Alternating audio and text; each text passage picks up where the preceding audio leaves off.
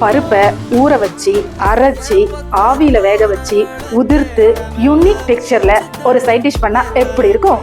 இன்னைக்கு நான் செய்ய போறது ட்ரெண்டிங்கான ஆலங்குடி வாழைக்காய் பருப்பு உசிலி. ஈஸியா 4 ஸ்டெப்ல எப்படி பண்றதுன்னு பார்க்கலாம் வாங்க.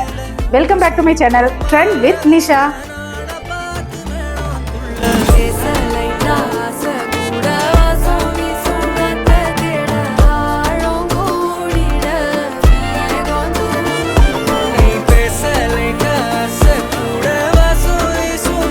ட்ரெண்டிங்கான ஆலங்குடி வாழைக்காய் பருப்பு உசிலி ரெடி ஆயிடுச்சு.